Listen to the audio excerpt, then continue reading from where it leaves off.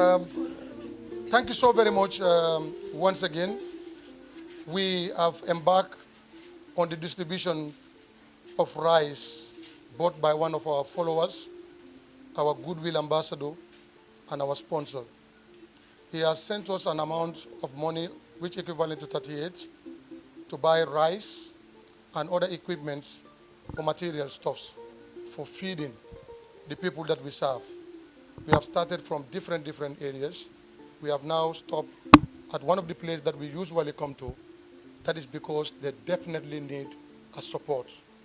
Where we are today is where these kids stay. You can look at the building.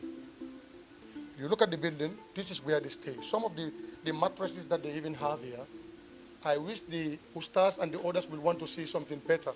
But unfortunately, that strength is not with them.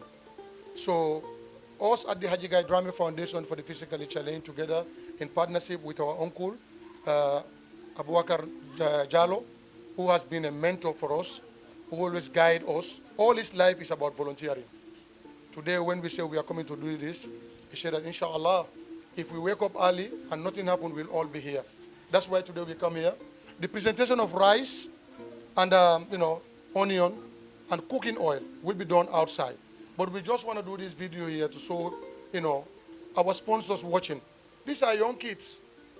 They have started the structure, but it's still unfinished. So anybody who can do any supporting in kind, cash, anyone, we will facilitate where you can come and meet the people involved so that we can do what you want to do with your own wish and your own will. So on that note, I want to thank all, once again, those who are supporting us. This is a young Gambian who don't want even his name to be mentioned. He has been doing this for a long time. I'm here again with the team. Hawa is with me, Fatima is with me, and our great brother cameraman, Solomon is also with me. Coming back for Kanyam Badi Murek, Nimu Kuleti Meron ko entul content, Bakele Purkanajam, Nimanken na foloti, Natajam Menkama, Wolemu, Bela Natuta. But in Dino will maybe be Momalong, Sama Bekelamenti, Lonna Lebejang, Naton Kol Lebejang. Neol Mako be amanke eol Mako e fon le Mako. Barsama ne la komo betendi, akamuta le fon la komo betendi. Kabrintul Natajang, watu ni Natajang ka fo ale ko dalilu men kan tol na fejang. Mbari muso men ka Fatimati atemu la men koleti. Ntol la foundation meta Gambia kabo katon fo koina, kabo puspusol la, kabo larangol la loptano to, kabo sponsorship la ni foundation fu da Gambia bele la. Wala ke ni ko Haji Guy Drama Foundation molle kana na office to le kan traje.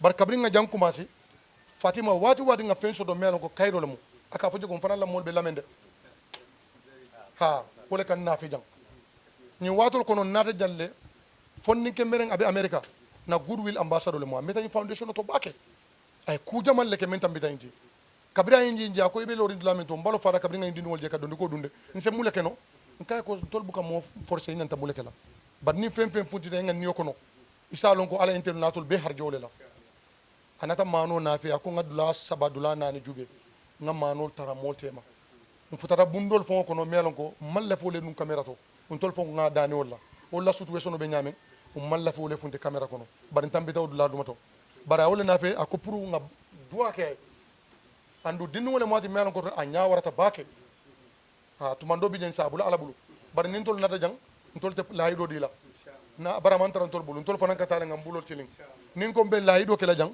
tumando bi jembe diamu di ma da mal fo kan pour kal contanda nu mal la fo la laftan nga fen di alla asake molati man ko molle ana fe nse duwa di ngoni ani foundation ni fana fo ala se kayro kije inshallah okay أعوذ بالله السميع العليم اللهم ربنا آتنا في الدنيا حسنة وفي الآخرة حسنة وقنا عذاب النار ربنا لا تزغ قلوبنا بعد إذ هديتنا وهب لنا من لدنك رحمة إنك أنت الوهاب وتب علينا يا مولانا إنك أنت التواب الرحيم اللهم لا سهل إلا ما جعلته سهلا وأنت تجعل الحزن إذا صيت سال ربي ورسنا برهانا يجيبنا من مستفين لكل مرغوب كتب الله لأغلبن أنا ورسله إن الله لقوي عزيز اللهم صل على سيدنا محمد النبي الأمي وعلى آله وصحبه وسلم تسليما وآخر دعوانا الحمد لله رب العالمين foundation ni alma tala nyato alhamita fengo fenna kayroti ja alma lay oke do kulal fana alma lay sawar alma nga niul ke kilinti hamen ko fengo fenti alma lay oke alma lay su nyato tala fo faw alma lay al tankaje alma lay al suturaje tol fana be da men contantale ka fo nyame nyimudu ni balati baral fana e ya soto je so fana contanta bake always be happy ngalla kola aɗen sponsor sol fana mbe kontonna mbe nimbara la mbe jeyla mbe tentula ni mu fembalati definitely we are all happy. Thank you very much. Thank you very much. Sila asulata de maro la ba ko siaro ngali ni jele sembo ma asi ate mol ke ala ngani yo e wala je ni mi ngom menata do ni sida do jamal bi jam yalon ke buka fenjo so okan mbal dani la so alsa tenden fenne mi yalon ko abitata baake bayri ni ku ke ala e kila sallallahu alaihi wasallam ko banul madarisa qabla al masajid alse nialo niamo ibe alabatula yalo ne folo wala na kila ko sallallahu alaihi wasallam alse karamol lo fola se madrasa lo folo jandal be jami lola tarnya yebe salle ala lon folo surtout atole na jang mialo ko jang alquran karol ka alquran e kawleta akawle tangandi jang wo nemo min bije so atole o nyim demar sifa samana jang wala ala balbi wala mbal dani la al setending al salon ko albe ko betole kam yalon ko Allah lafta walla al mali barka ka Allah ko al mali al tanka barum so fana lamon ko nyin albe al mali al kayrola al mali al so kayrola al mali al tanka abornan dawda min yalon ko fawne so abornan min kan ko dan dalla ko la bak al sa fay ko be duwala sudan intile jang al qur'an ka karan jang inshallah wo nemo al basirla al bajila inshallah sallallahu alaihi wasallam baraka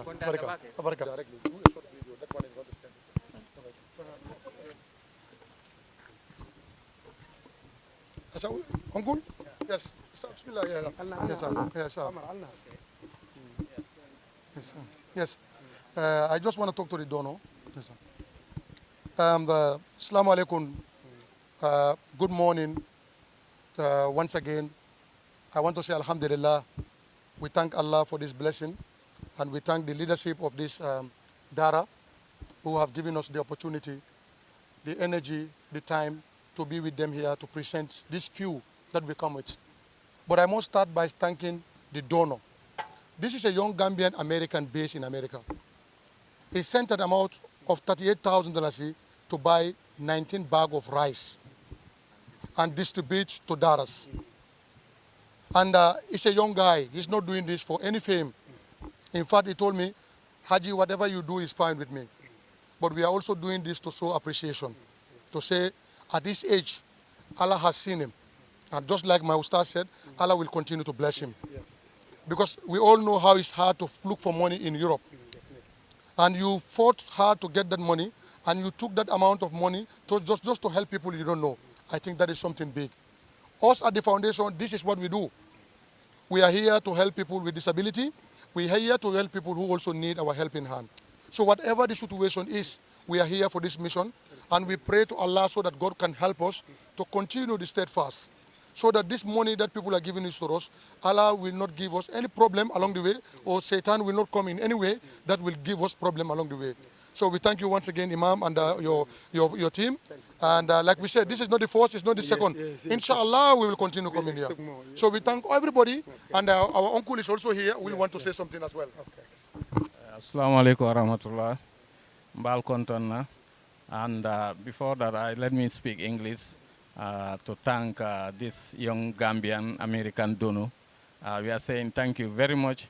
We are so appreciative and we are grateful to what you are doing by, contributing this donation food items to the madrasas. It's very, very important. Many Muslims don't know that this giving food to the needy people is very, very important. I just want to quote one ayah from the Quran. Allah said in Suratul Munafiqun, the last verse of Suratul Munafiqun, Allah is, pleading with us Muslims.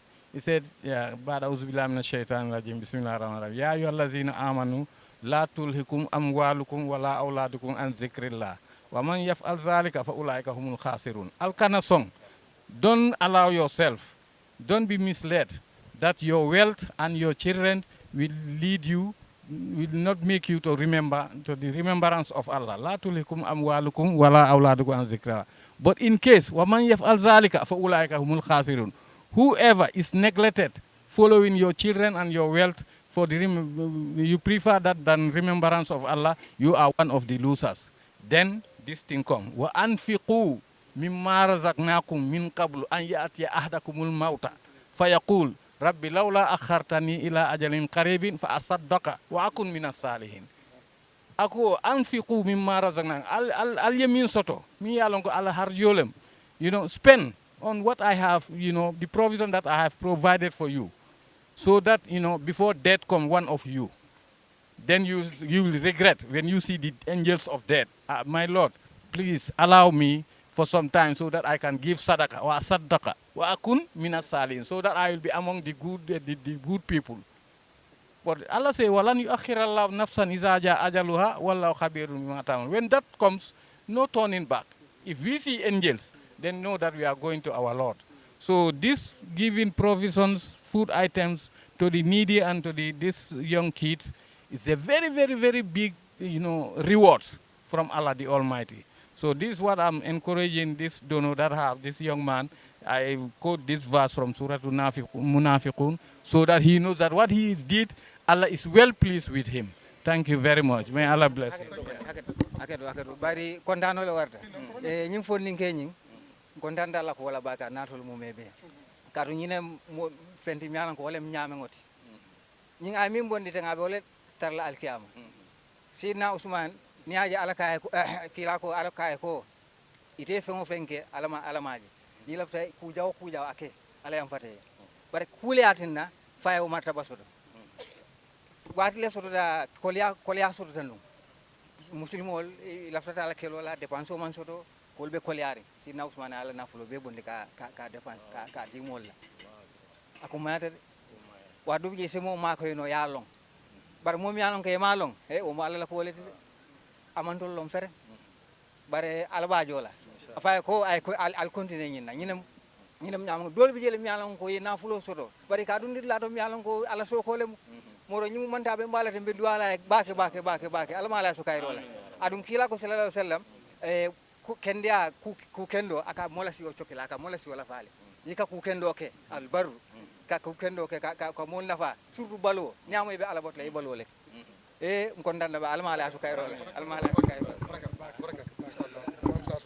imam sasurong طيب الحمد لله رب العالمين مbe donol ñimbe tentula mbe jeyla ba fala mani kamola ngalo angale mom fenke bage mbe tentula mbe jeyla tonya na cheikho ya funya min kontanta bag markazo ñing abe karfaring atul fanam foundation ñinna bari nga wolon ne katun starting ñinam signa saban jangoti kan nani janga fale lungu melbe bola jang ko mbe jikirin ko albinale kotenke so ala yake wonata o ketam fana kontanta da dindewol be dam bi bebe kontanere ne o kontano da makanyantal so mbal tentula mbal jeyla dono ñing alsa sindi ma kontol kontantale andu nga appreciate le fana lafita ñinele always because balwole number 1 ni o sotota dawda alhamdulillah rabbil alamin anina do kol min yalan koy mambang ila gadi non lem ñinti me yalan koy kak do man dingol fefeje ni men soto fana ko le ke dépense so ila ko balam ñinti ka tabiro ke damen so amunta kombe independent ni fon le kol beke so dara ñim fana is free amanke joroti mo clinti jam men ka jo so mbe o karfo dilal lam fana be fengo fenke kam bel ala la ñinin kam al fana be wala ñinin kam donol fana ka wala ñinin lama alay wa kempe hada wa sallallahu ala nabiyina muhammad assalamu alaikum wa rahmatullah say tambila bi tarat inshallah ala ma kala na sila inshallah ala baraka ba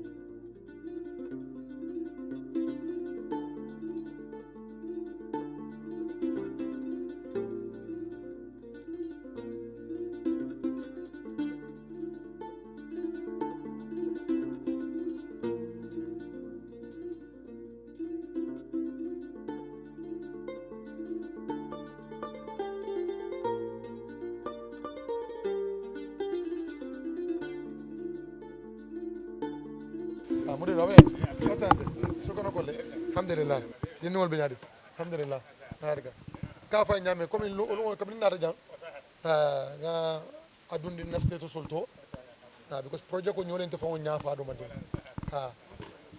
so mo jamale ya jube kabri ya jube sakatman mbadi sayro to sarawlo sayto jama nyata ni garo ke project ko nyimbe tembo mento so nga explain ko ni parda ni for information la o kay se futano se access dila ye futal la jang alsa explain comme yan takala nyame bar to la responsibility ke sia bakele wati do bije pour nga base fenkililla bar de la fana harjeena ntol se ke ko ti melam ka te futala ana ta fo nyako ate lafta ate muleke no kay sayte ba jubela bar ni dunya ni be fenni ni kam mobulu pour Allah kamma e manyan na fel la mo kay tele ba jubela sembo e mendi anata corona fi ko ngamano sanga kala fenkol kono daral to on to la mayni ama jalle ko min altra jangame inshallah fanaje duwan ni lay rek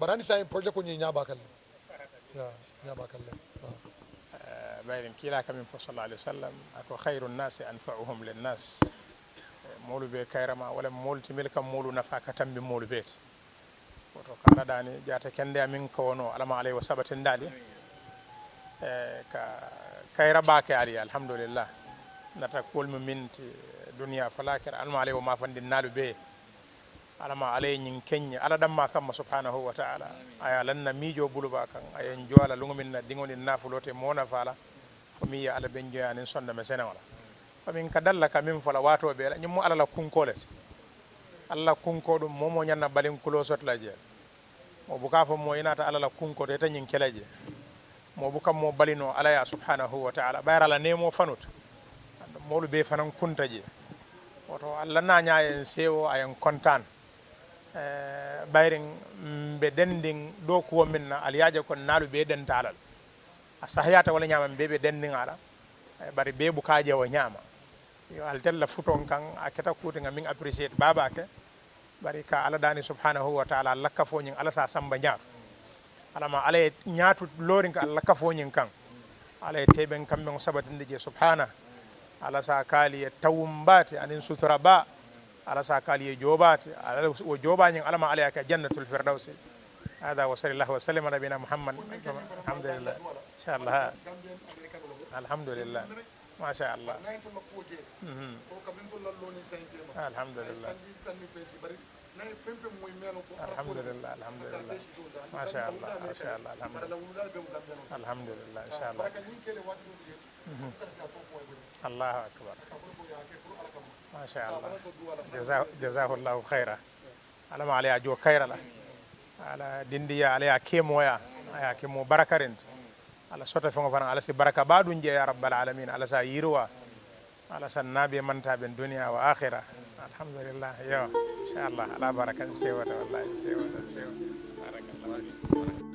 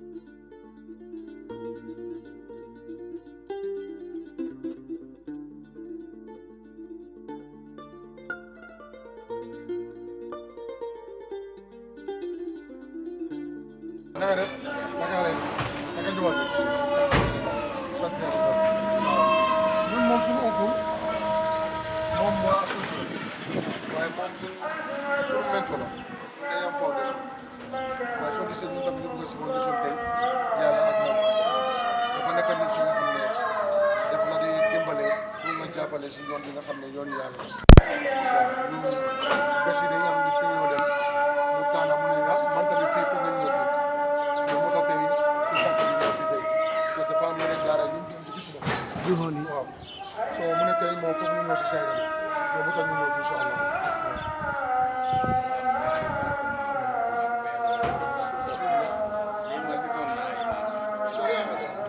Yes, Hari. Yes.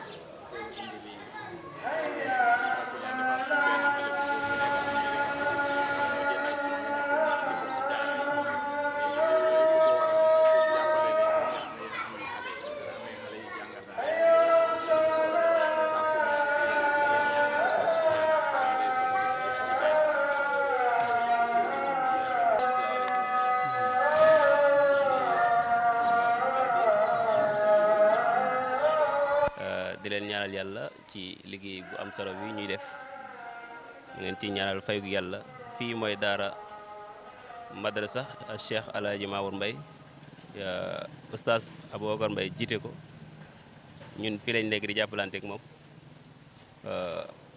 di leen wax rek ne seen lii ngeen indi fii xewal gi gis nañ ko egsi na ci daara ji di ci am kontaan bu baax di leen ñaanal fayu yàlla ak ngërmande yàlla nga xam ne mooy lu gën yàlla defal leen ko li ngeen bëgg yàlla xam na ko te mën na ko yàlla defal leen ko ci nu mu gënee incha allah waaw xam naa rek nodd nañ xam naa sëñ bi dina ñëw julli si incha allah bu ñëwee dinañ gisante moom bu soobee yàlla